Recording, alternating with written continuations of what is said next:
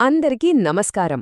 ఒక మామూలు నక్క అనుకోకుండా తన రంగు మార్చుకుని ఏకంగా రాజైపోతే ఏం జరుగుతుంది? వినడానికి ఆశ్చర్యంగా ఉంది కదూ? సరే, ఈరోజు మనం సరిగ్గా అలాంటి ఓ కథ గురించే మాట్లాడుకోబోతున్నాం. మోసం, అధికారం, అసలు సిసలైన నిజస్వరూపం వీటన్నిటి చుట్టూ తిరిగే ఓ అద్భుతమైన కథ ఇది. అసలు ఈ కథ మొత్తం మన ముందు ఒకే ఒక్క ప్రశ్నను నిలుపుతోంది. అదేంటంటే, బయట కనిపించే రంగు ఒకరి అసలు స్వభావాన్ని నిజంగా దాచిపెట్టగలదా? ఒకవేళ దాచినా ఎంతకాలం? రండి, ఈ ప్రశ్నతోనే మన కథలోకి వెళ్ళిపోదాం. ఓకే, ఇక కథలోకి వెళ్దాం. కథ ఎలా మొదలవుతుందంటే, ఒక తెలివైన నక్క ప్రాణాల కోసం పోరాడుతున్న క్షణంతో.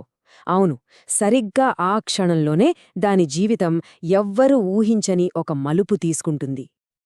జస్ట్ ఒక్కసారి ఊహించుకోండి, కొన్ని కుక్కలు తరుముతుంటే ప్రాణభయంతో ఒక నక్క పరుగెడుతోంది.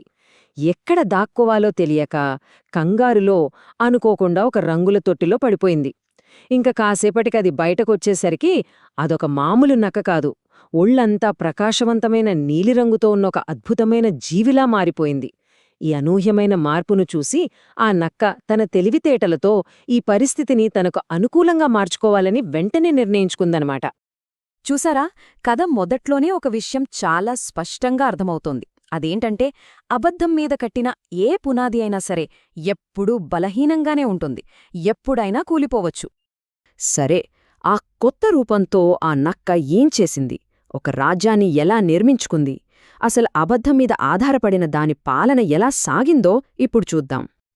ఇక్కడ గమనించాల్సిన విషయం ఏంటంటే, ఆ నక్క తన బలంతో రాజు అవ్వలేదు. కేవలం తన మాటల గారడీతో, ఆ ప్రదర్శనతో ఒక రకమైన భ్రమను సృష్టించింది. ఆ భ్రమలో పడి జంతువులన్నీ మోసపోయాయి. చివరికి ఆ నీలినక్కే అడవికి రాజుగా మారిపోయింది. అయితే తన సింహాసనాన్ని కాపాడుకోవడానికి అది చాలా జాగ్రత్తలు తీసుకుంది. తన అసలు రంగు బయటపడకూడదని ఏం చేసిందో తెలుసా? తన సొంత జాతి నక్కలన్నింటినీ అడవినుంచే బహిష్కరించింది. ఒక్కసారి ఆలోచించండి, అధికారం చేతిలోకి రాగానే అది ఎంతలా మారిపోయిందో, తన మూలాలని మరిచిపోయేలా చేసింది కదూ? అవును, ఈ విషయం మనకు ఒక పాఠం లాంటిదే. మోసంతో సంపాదించిన అధికారం చూడ్డానికి సింహాసనంలా కనిపించవచ్చో, కాని నిజానికి అదొక ఉచ్చు. ఎప్పుడో ఒకప్పుడు అందులో చిక్కుకోక తప్పదు. కాని ఎంత బాగా ప్లాన్ చేసినా అబద్ధం అబద్ధమే కదా, దాన్ని ఎప్పటికీ దాచలేం. ఎందుకంటే ప్రకృతి పిలుపు అనేది చాలా శక్తివంతమైనది, దాన్ని ఎవ్వరూ ఆపలేరు. సరిగ్గా అలాంటప్పుడే ఒకరోజు దూరం నుంచి కొన్ని నక్కలు గుంపుగా తమ సహజ స్వరంతో ఊళవేయడం మొదలుపెట్టాయి. ఆ చిన్న శబ్దమే ఆ నకిలీ రాజు పతనానికి నాంది పలుకుతుందని పాపం అక్కడ ఎవ్వరూ ఊహించలేదు. ఆ శబ్దం వినగానే ఈ నీలినక్క లోపల ఒక పెద్ద యుద్ధమే మొదలైంది. ఒకవైపేమో తాను పోషిస్తున్న గంభీరమైన రాజుపాత్ర, మరోవైపేమో తనను తాను ఆపుకోలేని ఆ సహజమైన నక్క స్వభావం. ఇదే కథలో అసలైన మలుపు. తన పాత అలవాట్లు, ఆ సహజ స్వభావం, వాటి ముందు ఆ రాజు వేషం నిలబడలేకపోయింది. చివరికి ఆ నకిలీ రాజు తనను తాను ఆపుకోలేక ఎంతో ఉత్సాహంగా ఆ నక్కల గుంపుతో గొంతు కలిపింది. అంతే, ఒక్కసారిగా అడవి అంతా నిశ్శబ్దంగా మారిపోయింది. ఎందుకంటే ఆ పరిచయమైన నక్క ఊళ వినగానే రాజు అసలు స్వరూపమేంటో మిగతా జంతువులన్నింటికీ ఒక మెరుపులా అర్థమైపోయింది. ఆ క్షణంలో మోసం అనే తెర పూర్తిగా తొలగిపోయింది. చూసారా, ఒకరి అసలు స్వభావం ఏదో ఒక టైంలో బయటపడి తీరుతుంది, ముఖ్యంగా అత్యంత కీలకమైన సమయంలో. మన అసలు గుణం మనల్ని మోసం చెయ్యదు, అది బయటకు వస్తుంది. అయితే కథ ఇక్కడితో అయిపోలేదు. నక్క పతనంతో కథ ముగియదు. అసలు కథ ఇక్కడ్నుంచే మొదలవుతుంది. గురుదేవుని సందేశం మనందరికీ ఒక లోతైన పాఠాన్ని నేర్పుతుంది. ఇంకా నకిలీరాజు బండారం బయటపడగానే ఏమై ఉంటుంది? జంతువులన్నీ ఆ మోసానికి కోపంతో రగిలిపోయాయి.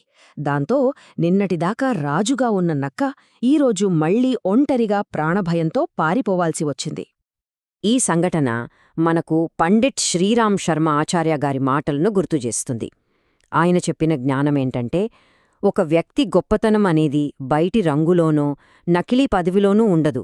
అది కేవలం మంచి ప్రవర్తన, సద్గుణాల వల్లే వస్తుంది. చూడండి, ఈ నీటి కథను దాటి అసలైన గొప్పతనమంటే ఏంటో మనకు స్పష్టంగా చూపిస్తుంది. సో ఫైనల్గా ఈ కథ నుంచి మనం నేర్చుకోవాల్సిన పాఠాలు ఏంటి? 1. గొప్పదనమనేది బయట కనిపించే రూపంలో కాదు, మన లోపలి సద్గుణాలలో ఉంటుంది. 2. మనం మన వాస్తవం నుంచి ఎప్పుడూ పారిపోకూడదు. ఇక 3. చాలా ముఖ్యమైనది, జీవితం యొక్క అసలైన లక్ష్యం మన అంతర్గత స్వభావాన్ని మెరుగుపరుచుకోవడమే. చివరగా గురువుగారు చెప్పిన ఈ సందేశం మనలో ప్రతి ఒక్కరికీ వర్తిస్తుంది. అదేంటంటే, మన వాస్తవికత నుండి పారిపోవద్దు, మన లోపలి రంగును మార్చుకోవాలి. అయితే అది బయటి నీలిరంగుతో కాదు, మన సద్గుణాలతో. మరి ఈ కథ మనందర్నీ ఒక ప్రశ్నతో వదిలివెళ్తోంది. మన లోపలి రంగును, అంటే మన స్వభావాన్ని మనం ఎలా తీర్చిదిద్దుకుంటున్నాం? ఒక్కసారి ఆలోచించండి.